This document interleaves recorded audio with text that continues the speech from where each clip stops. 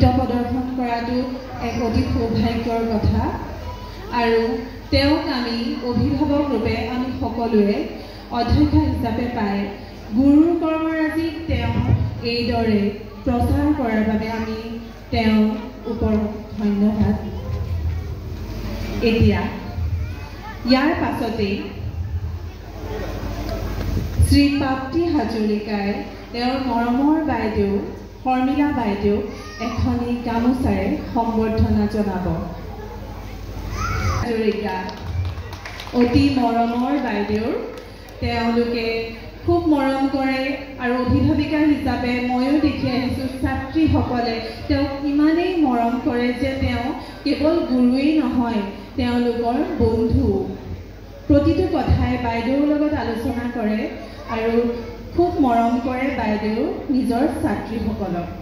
নৃত্য প্ৰদৰ্শন কৰাটো এক অতি সৌভাগ্যৰ কথা আৰু তেওঁক আমি অভিভাৱক ৰূপে আমি সকলোৱে অধ্যক্ষ হিচাপে পাই গুৰুৰ কৰ্মৰাজিক তেওঁ এইদৰে প্ৰচাৰ কৰাৰ বাবে আমি তেওঁৰ ওপৰত ধন্যবাদ। এতিয়া ইয়াৰ পাছতেই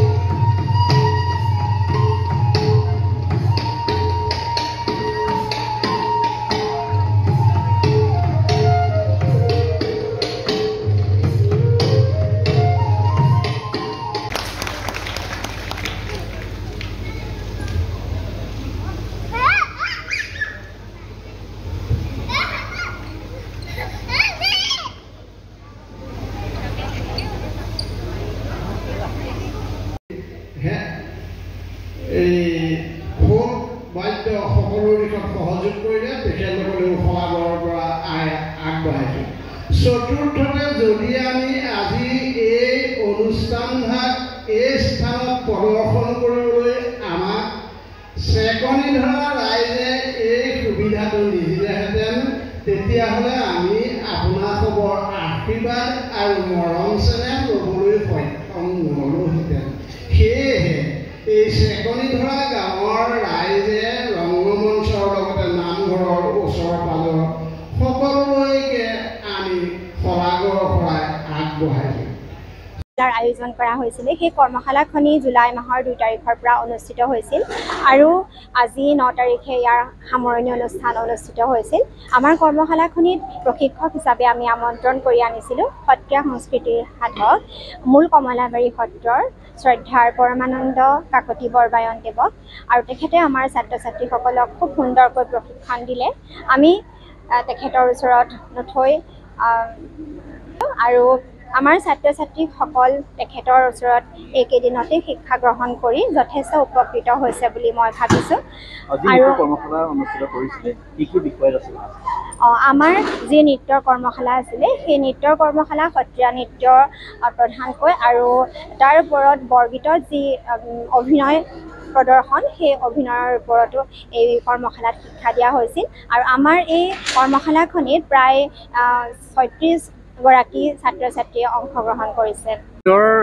এটি প্ৰয়াস বুলি কৈছোঁ মই। ঋক সংগীতালয়ৰ যিগৰাকী অধ্যক্ষা শৰ্মিলা কলিতা, তেওঁৱে ইয়াৰ গুৰি বঠা ধৰি আছে। গতিকে বৰ্তমান যিটো পৰিৱেশ আমাৰ সকলো নহয়, যুৱ প্ৰজন্মৰ এটা উশৃংখল পৰিৱেশ নোহোৱা নহয়। গতিকে এনে পৰিৱেশত গুৰু দুজনাৰ যি সৃষ্ট সংস্কৃতি, এই সংস্কৃতিসমূহ অধ্যয়ন আৰু চৰ্চাৰ মাধ্যমেদি আমি মানসিকভাৱে আচলতে শিশুসকলক পৰিৱৰ্তন কৰিব পাৰোঁ। গতিকে আৰম্ভণিতে যদি আমি ছাত্ৰ ছাত্ৰীসকলক, উঠি অহা প্ৰজন্মক এই আধ্যাত্মিক আৰু ভক্তিভাৱৰ প্ৰভাৱ এটা দিওঁ, তেতিয়াহ'লে তেওঁলোকে নিশ্চয়কৈ একোজন সৎ মানুহ হিচাপে পৃথিৱীত বৰ্তি থাকিব বুলি মোৰ বিশ্বাস। আৰু গুৰু দুজনাৰো সেয়াই উদ্দেশ্য আছিলে। গতিকে বাহ্যিকভাৱে এই সংস্কৃতি অধ্যয়ন কৰি নিজকে স্বাৱলম্বী কৰিব পৰা তেনেকুৱা বিভিন্ন পথ এতিয়া সুচল হৈ উঠিছে। তাৰ লগতে মানসিক আৰু আধ্যাত্মিক আৰু ভক্তিভাৱৰ যিটো বীজ যদি সৰুতে আমি এই সংস্কৃতিৰ মাধ্যমেদি আমি ছাত্ৰ ছাত্ৰীসকলৰ মনত অংকুৰিত কৰিব পাৰোঁ, তেতিয়াহ'লে আমি নিশ্চয়কৈ সফল হ'ম, এখন সুস্থ সমাজ আমি দেখিবলৈ পাম। গতিকে এয়া এক সুন্দৰ প্ৰয়াস বুলি মই ভাবিছোঁ এই ঋক সংগীতালয়ৰ।